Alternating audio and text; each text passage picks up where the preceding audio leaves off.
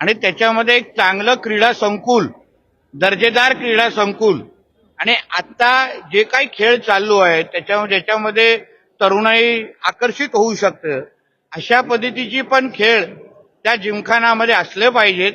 फक्त तरुण नाही पण ज्येष्ठ नागरिक असो किंवा अन्य नागरिकांनी पण इथे येऊन आपल्या आपल्या आरोग्याच्या दृष्टिकोनातून इथे काही वेळ घालवला पाहिजे. या दृष्टिकोनातून एक चांगला असा जिमखाना तयार करण्याच्या दृष्टिकोनातून मी आमचे नगराध्यक्ष मॅडम असतील आणि अन्य सर्व सहकाऱ्यांना सूचना दिलेल्या आहेत. राज्य सरकारचा प्रतिनिधी म्हणून या एकंदरीत जो जिमखाना आहे सावंतवाडीमध्ये आमच्या त्याला एक चांगला दर्जेदार बनवण्याच्या दृष्टिकोनातून जी निधीची आवश्यकता लागेल ती देण्याच्या दृष्टिकोनातून मी निश्चित पद्धतीने त्यांच्या बरोबर असेल हा विश्वास त्यांना दिलेला आहे. चांगली गोष्ट आहे. आमच्या नगराध्यक्ष मॅडमने योग्य टायमिंग साधलेली आहे. चांगला एक स्पर्धा आयोजित केलेली आहे. जसं मी भाषणात बोललो, मोबाईलच्या युगामध्ये आपण स्वतःच्या तब्येतीकडे फार कमीतला कमी वेळ देतो. कॅरम असो, बुद्धिबळ असो किंवा बॅडमिंटन असो, हे सगळे गेम आपण अगोदरची पिढी रेग्युलर खेळायची. आपण खेळताना फार कमी दिसतो कारण आपण 24 तास आपण नुसतं मोबाईलमध्ये असतो. त्याच्यामुळे मणक्याचे त्रास, मानेचे त्रास मोठ्या प्रमाणामध्ये सुरू झालेले आहेत. त्या सगळ्याला मात द्यायची असेल तर अशा पद्धतीच्या स्पर्धा जास्तीत जास्त आयोजित करणं, नागरिकांना पण ह्याच्यामध्ये नागरिक असेल, आमचे पत्रकार मित्र असतील त्यांनाही ह्या स्पर्धेमध्ये घेणं हे काळाची गरज आहे. जेणेकरून सगळं पत्रकारिता करत असताना, राजकारण करत असताना, उद्योजक बनत असताना ह्या सगळ्याही स्वतःच्या आरोग्याकडे पण काळजी देता येईल या दृष्टिकोनातून हे सगळ्या स्पर्धा महत्वाच्या असतात.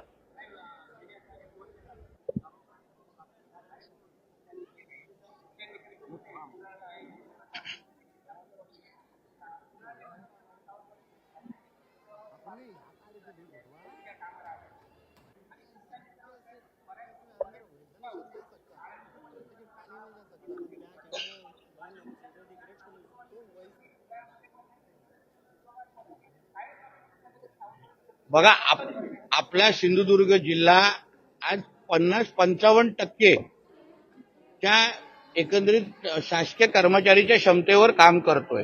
जवळपास 30-40% आपल्याकडे रिक्त पदं आहेत प्रत्येक डिपार्टमेंटमध्ये. मग युडी असो किंवा महसूल असो, पीडब्ल्यूडी असो, सगळ्या डिपार्टमेंटमध्ये रिक्त पदं आहेत. आमच्या राज्य सरकारने मोठ्या प्रमाणामध्ये मुख्यमंत्र्यांचा 150 दिवसाचा जो कार्यक्रम आहे त्या अंतर्गत आकृतीबंधच्या अंतर्गत हे पद निर्मिती आणि पद भरणं या दृष्टिकोनातून आमचे सरकार आता तयार आहे.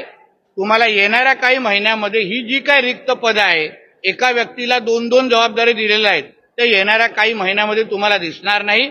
प्रत्येक शहराला, महसूल यंत्रणेला, पोलीस यंत्रणेला, प्रत्येक यंत्रणेला त्या पद्धतीची पदं भरण्याचं काम आमचं राज्य सरकार निश्चित पद्धतीने करेल.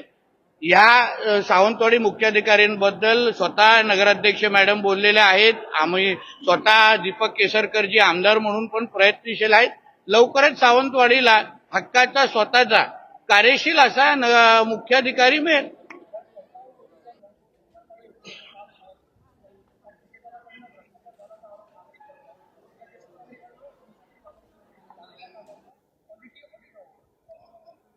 बघा कुठलंही काम जेव्हा आपण शहरामध्ये सुरू करतो किंवा जिल्ह्यामध्ये सुरू करतो, बेसिक अपेक्षा भूमिपूजनाच्या निमित्ताने मी नेहमी व्यक्त करतो की वेळेत काम पूर्ण करणं आणि दुसरं क्वालिटी देणं. अगर क्वालिटीमध्ये कुठल्याही पद्धतीचा तडजोड कोणीही करत असेल, कुठलाही कॉन्ट्रॅक्टर ठेकेदार करत असेल तर आम्ही काय त्याला सोडणार नाही. आम्हाला कोणाशी काय लागेबंदे नाही, लेण्याची काय गरज नाही. आता आम्हाला हे ज्या पद्धतीने नागरिकांना कामाचा कुठला त्रास होत असेल तर कॉन्ट्रॅक्टरांना ब्लॅकलिस्टमध्ये टाकण्याची पण आमच्याकडे पर्याय आहेत. म्हणून संबंधित कॉन्ट्रॅक्टरला अगर नागरिक कुठल्याही पद्धतीच्या कामाची क्वालिटी त्याला दर्जा ठेवायला जमत नसेल तर त्या बाबतीमध्ये जिल्हा प्रशासन म्हणून आम्ही निर्णय घेऊ. ह्याचबद्दल मी आत्ताच नगराध्यक्ष मॅडमला सांगितलंय, मंगळवार किंवा बुधवार मंत्रालयामध्ये मी ह्या कामासंदर्भात बैठक लावलेली आहे. संबंधित कॉन्ट्रॅक्टर, मग सीओ, नगराध्यक्ष, कलेक्टर आम्ही सगळेजण मिळून कामाचा आढावा घेऊ आणि मग योग्य तो निर्णय येणाऱ्या काळात घेऊ. काय काय कुठे असं कुठे काही जाण्याचा विषय नाहीये. मध्ये त्या पद्धतीची अशा बातम्या आल्या. मी स्वतः संबंधित अधिकाऱ्यांशी बोललेलो आहे, मुख्यमंत्री कार्यालयाशी पण बोललेलो आहे. आमच्या सिंधुदुर्ग जिल्ह्यातल्या ज्या काजू उत्पादक आहेत त्यांना कुठल्याही पद्धतीने अन्याय होणार नाही. उलटा त्यांच्यासाठी अजून सब सेंटर कसे आम्ही चालू करू शकतो, जेणेकरून काजू उत्पादकांना अजून प्रोत्साहन कसा भेटेल या दृष्टिकोनातून राज्य सरकार काम करत आहे. म्हणून अशा कुठल्याही अफवांवर तुम्ही विश्वास ठेवू नका.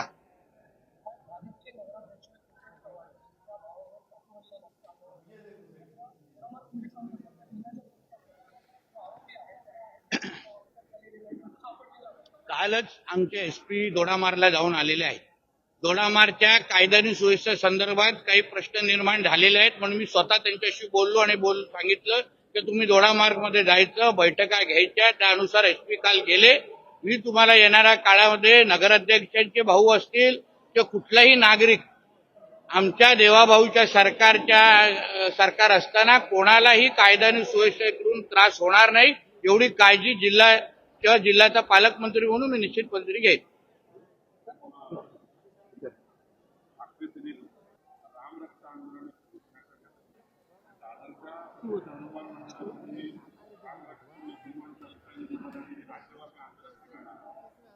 असं आहे ना, ते एक चांगली गोष्ट आहे. कोणी हिंदू म्हणून अगर पुढे येऊन अगर अशा पद्धतीच्या अगर महाआरत्या होत असतील, हिंदू एकत्र येत असतील तर ती चांगलीच गोष्ट आहे.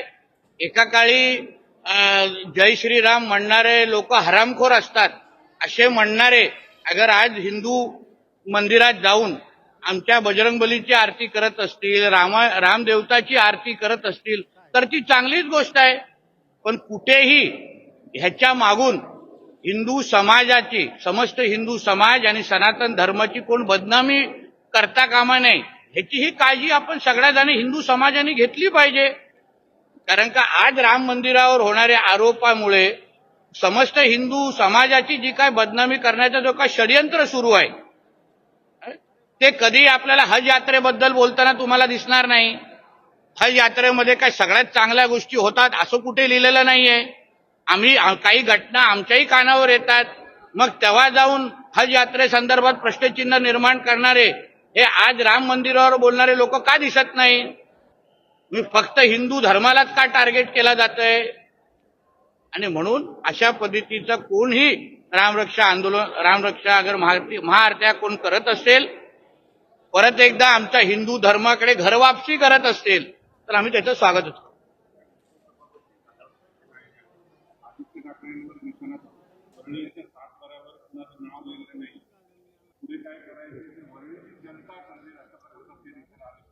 मला वाटतं की आदित्य ठाकरेंना निवडून आणण्यामध्ये सचिन अहिरेजींचा फार मोठा हात आहे, सिंहाचा वाटा आहे, खारीदेवाने सिंहाचा वाटा आहे. आणि म्हणून त्यांना वरळीचा चांगला अभ्यास असल्यामुळे आणि सचिन अहिरे शिवाय वरळीचा आमदार कोण होऊच शकत नाही एवढी थोडी माहिती आमच्याकडे आहे. म्हणून आता 2029 ची आपण वाट पाहू. त्यासोबत सर सचिन अहिरे असं म्हणतायत की पक्षाचं नेतृत्व करण्यात आदित्य ठाकरे कमी पडले. आता जो त्यांचा अनुभव आलेला आहे त्यांच्याबद्दल त्यांचाच अनुभव आहे. आता आम्ही तर नेहमी टीकाकार आहोत, पारंपरिक विरोधक म्हणून आम्हाला बघितलं जातं. पण आज त्यांच्याच खांद्याला खांदा लावणारे, त्यांच्याबरोबर कोल्ड कॉफी पिणारे एकाच स्टॉमध्ये तेच अगर त्यांच्यावर टीका टिप्पणी करत असतील तर आलेला अनुभवापोटी सचिन अहिरजी बोलतायत. म्हणजे आज महाराष्ट्राला कळलं पाहिजे की नितेश राणे जे बोलत होते आतापर्यंत ते सत्य होत असताना दिसत आहे.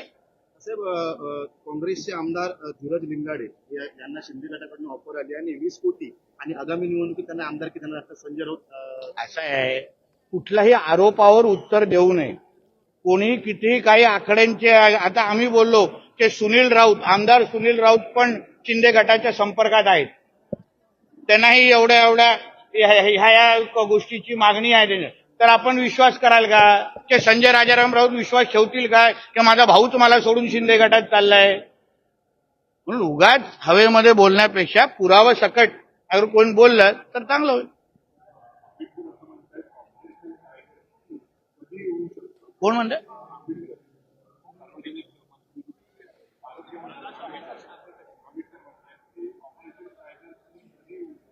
ह्याबद्दल मी कसं काय बोलणार? तो त्यांच्या शिवसेनेचे ते मंत्री आहेत, शिवसैनिक आहेत, त्यांचे नेते आहेत, त्यांना त्यांच्या पक्षाबद्दल चांगलं माहिती आहे ना. आता भारतीय जनता पक्षाचा मी कार्यकर्ता आहे, मला तुम्ही माझ्या पक्षाबद्दल विचारा, तुम्ही बोलू शकतो.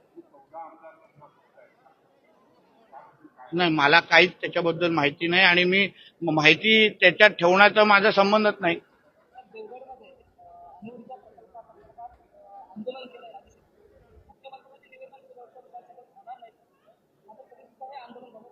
मग आता तुमच्या प्रश्नामध्येच उत्तर आहे.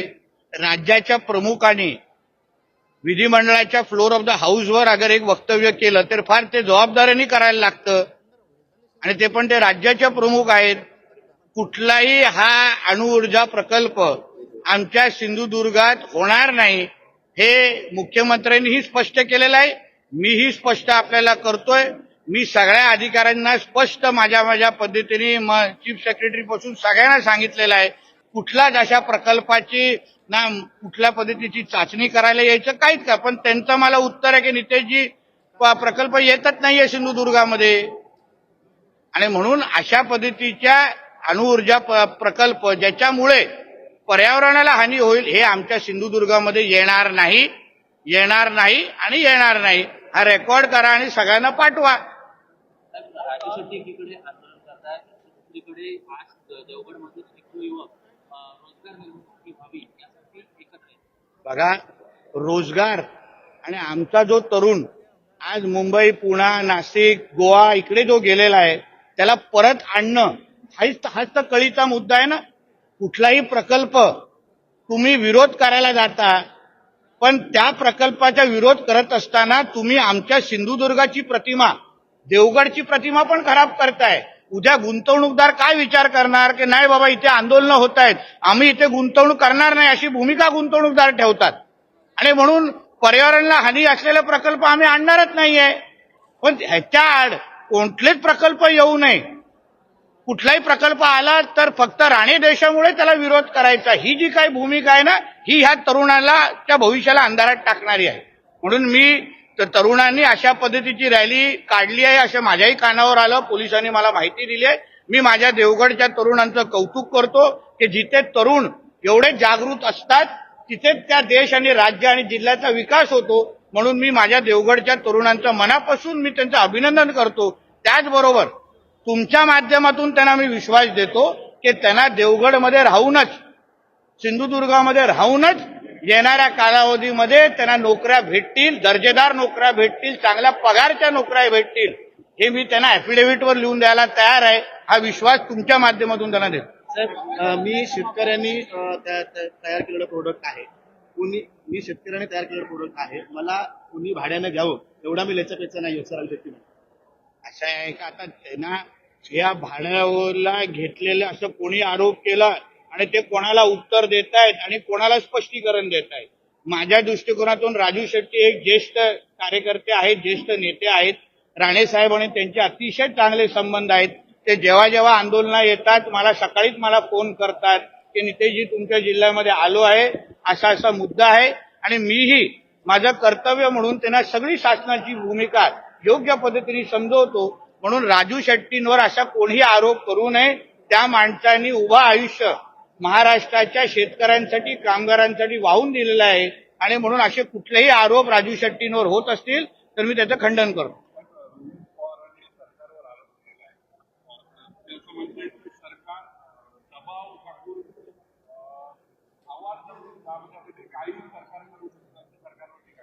ठीक आहे, रोहित पवार आज विरोधी पक्षामध्ये आहेत.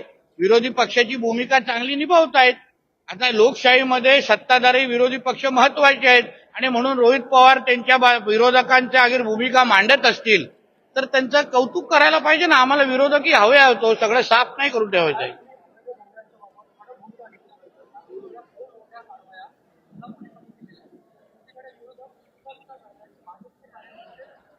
एक लक्षात घ्या, गुन्हा करणारा मग तो अतिरेकी असो किंवा कोणी असो, जो गुन्हेगार हा गुन्हेगार असतो. त्याला पक्ष नाही, जात नाही, धर्म नाही.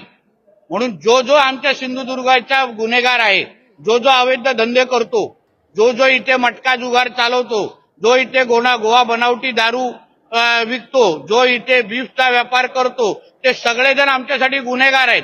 त्यांचा पक्ष बघणार नाही, त्यांचा झेंडा बघणार नाही, काहीच बघणार नाही. कारवाई कडकची कडकच होणार.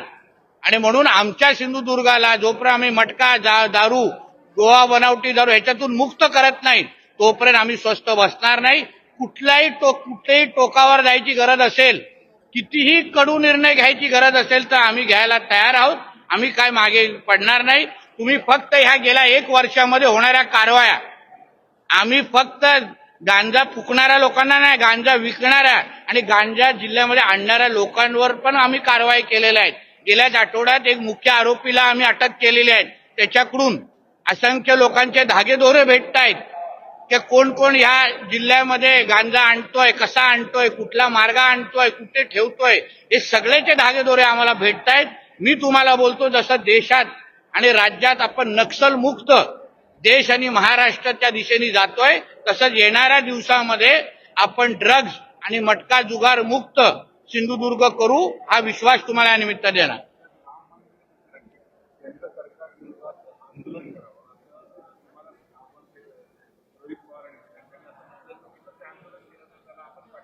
अहो, पण राम मंदिरामध्ये झालेली चोरी त्याच्याबद्दल कडक त्याच्याबद्दल कारवाई झालेली आहे.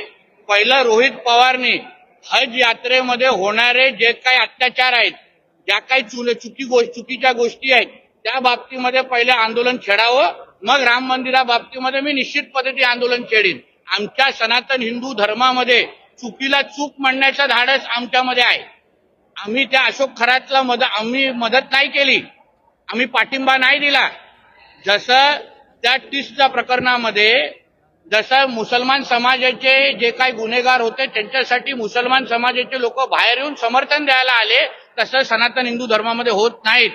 रोहितजी हिंदू असले तरी मी त्यांना सांगतो, आणि म्हणून पहिलं त्यांनी हज यात्रेसंदर्भात आवाज उचलावा, आंदोलन करावं, जो महिलांवर अत्याचार होतो त्या बाबतीमध्ये आवाज उचलावा.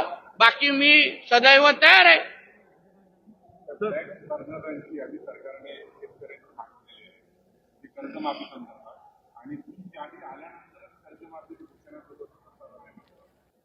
करत. पण जे काही निकष लावून दिलेले आहेत, ज्या निकषाअंतर्गत कर्जमाफी जाहीर झालेली आहे, त्या निकषाला धरूनच कर्जमाफी मिळणार आहे. पूर्ण माहिती मिळाल्याशिवाय कर्जमाफी देणार कसं? जो त्या चौकटीतच बसत नाही त्याला कर्जमाफी देऊन उपयोग काय? मग तुम्हीच पत्रकार आम्हाला विचाराल की बाबासाहेब ह्यांचा अधिकार नव्हता तरी ह्याला कर्जमाफी का दिली? म्हणून सरकार पूर्ण अभ्यास केल्यानंतर ज्यांना कर्जमाफी मिळण्याचा अधिकार आहे त्यांनाच कर्जमाफी मिळेल. सर, कोकण रेल्वेबाबत प्रश्न आहे. क्या कोकण रेल्वेबाबत प्रश्न आहे. मुंबईहून सुटणाऱ्या गाड्या कोकणाकडे येणाऱ्या, विशेषतः मांडवी आहे, कोकण कन्या आहे, यांना सापत्य भाव दिला जातो, त्यांना सिग्नल दिला जात नाही. आज सुद्धा कोकण कन्या पहाटे 4 वाजता निघालेली आहे आणि त्याच वेळी उत्तरेकडच्या जाणाऱ्या गाड्यांना प्रायोरिटी दिली जाते. कोकण कन्या विशेष दराने 5 सुपरफास्ट मधून चालवली जाते. आपण याबाबत काही संयुक्त अशा पद्धतीचा अगर अन्याय होत असेल, तुम्ही बोललं मी खरंच समजणार, कारण तुम्ही एक ज्येष्ठ पत्रकार आहात, त्या क्षेत्रात काम करणारे कार्यकर्ते आहात. मी स्वतः राणे साहेबांशी पण बोलीन. येणाऱ्या जे पार्लिमेंटचे अधिवेशन आहे तिथे जाऊन स्वतः रेल्वे मंत्र्यांना भेटीन, त्यांच्या अधिकाऱ्यांना संपर्क करेन, जेणेकरून कोकण कन्यावर जे आमचे ज्या ट्रेन ह्या बाजूला सुटतात त्यांच्यावर कुठल्याही पद्धतीचा अन्याय होणार नाही, एवढी काळजी मी एक कोकणावर प्रेम करणारा कार्यकर्ता म्हणून निश्चित पद्धतीने घेईन.